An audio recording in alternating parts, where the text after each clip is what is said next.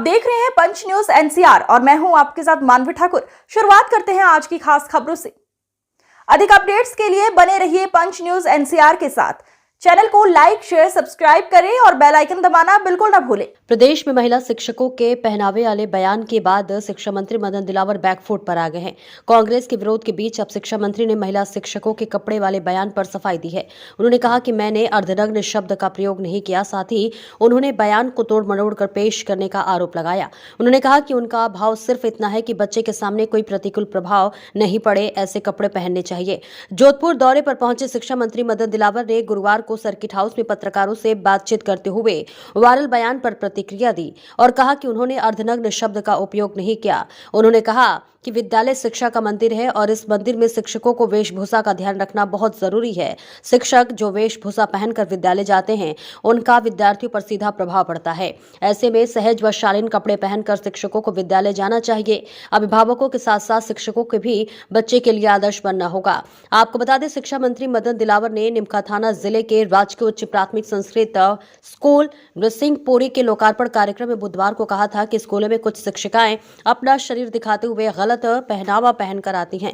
कई शिक्षक स्कूल में गुटखा खाकर आते हैं। ऐसे में स्कूल आने वाले बच्चों पर क्या प्रभाव पड़ेगा।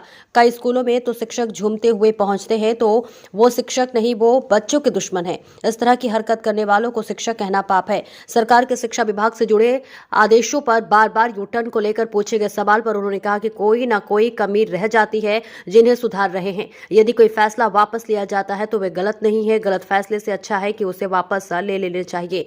आपको बता दें, गत मंगलवार को शिक्षा विभाग ने एक ही लिस्ट में 40 स्कूल प्रिंसिपल के ट्रांसफर किए थे, जिसमें 39 फेरबदल अकेले दौसा जिले के थे। बैन के बावजूद ग्रेड 3 शिक्षकों के तबादले किए गए थे। दौसा में हुए तबादलों पर मंत्री किरोड़ीलाल मीणा ने आपत्ति जताई है। इसके बाद शिक्षा विभाग ने तत्काल तबादला आदेश वापस ले लिए थे। अर्धनग्न मैंने शब्द उपयोग नहीं किया। कम कपड़े पहन करते हैं, ऐसा लगता है जैसे अर्धनग्न है। मैंने ये नहीं कहा अर्धनग्न आते हैं। उसके पीछे भाव क्या कहना चाहते हैं? मैं भाव ये कहना चाहता हूं कि अपन अच्छा पहन के आएंगे और सच बोलेंगे। मैं 3-4 बातें कही थी, मैं आपको पूरा सुना देता हूं। तो परिवार में भी रहता है और कुछ घंटे जैसे 7-8 घंटे वो विद्यालय में रहता है। तो माँ बाप को भी उनके सामने अपने आप को आदर्श के रूप में प्रस्तुत करना पड़ेगा और शिक्षकों को भी अपने आप को बच्चों के सामने आदर्श के रूप में प्रस्तुत करना पड़ेगा ताकि वो संस्कार ले सके। कोई शिक्षक लेट आता है और वो कोई जो उनसे पूछता है तुम कितने बजे आए, तो सही समय आओ, तो बच्चे तो देख रहे हैं, उनको लगता है कि झूठ बोलने से बचाव हो जाता है। ऐसे ही हमारी यदि दृष्टि ठीक नहीं तो बच्चे सब देखते हैं। हमारा बोलचाल ठीक नहीं, व्यवहार ठीक नहीं, यदि बच्चों के सामने लड़ाई झगड़ा करते हैं या फिर हम हमारा वस्त्र ठीक पहन के नहीं आते, कम पहन के आते हैं, जैसे ऐसा लगे कि जैसे आधे कपड़े पहने हुए हैं, आधा बदन दिख रहा है, तो उससे बच्चों पर संस्कार नहीं पड़ेंगे। अपने आप को संस्कार देने के लिए अपने आप को आदर्श के रूप में प्रस्तुत करना पड़ेगा। तो ये तो क्या इसके लिए ड्रेस कोड करना चाहिए सरकार को या इस पे विचार कर रही है स्कूलों में शिक्षकों?